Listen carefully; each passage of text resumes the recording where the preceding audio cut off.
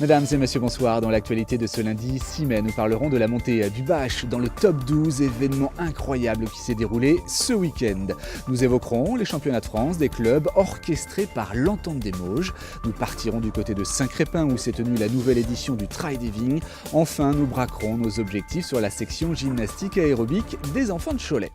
Et l'on poursuit avec une autre épreuve. Celle-ci se déroulait samedi en fin de journée du côté de Saint-Crépin-sur-Moine, commune déléguée de Sèvres-Moine. Je fais allusion au Trail Diving orchestré chaque année par l'association Moine-et-Sanguaise. Il s'agissait de la 8e édition de l'événement dont la spécificité est la traversée de cave. À notre micro, Roger Boidron, secrétaire de la structure organisatrice. C'est la deuxième année, c'était déjà le cas l'année passée sur Tillières.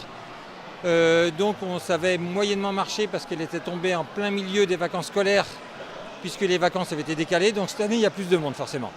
Qu'est-ce qui fait venir les gens ici? C'est la proposition aussi de faire un petit tour par les caves, quelque part. Oui, c'est le côté complètement différent de la ville. C'est passer à travers les caves, à travers un peu de vigne bien sûr, et puis les coteaux de la Moine ici qui sont très très jolis.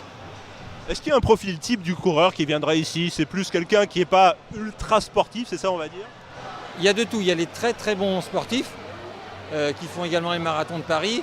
Et puis il y a aussi ceux qui viennent, on a fait entre autres cette année la course du 5 km pour une association et qui permet d'un côté de se rendre service à cette association puisque toutes les inscriptions sont entièrement reversées à elle de cette course-là.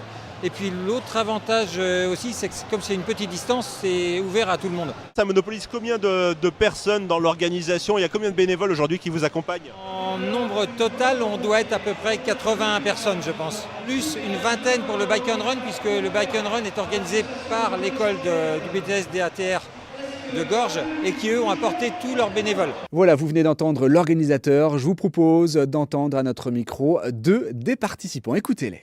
J'ai tout aimé, c'était vraiment nature, puis le passage à la cave avec le petit verre de muscadet, c'était pas prévu au départ, mais du coup, challenge sportif et dégustation, c'est vraiment chouette. Le paysage est superbe, on s'est dit sur tout le parcours qu'on était super contents d'être là, c'est très très beau. Voilà, c'est ainsi que s'achève cette édition du lundi 6 mai. On se retrouve demain 18h30 pour un nouveau journal d'information. Excellente soirée sur TLC.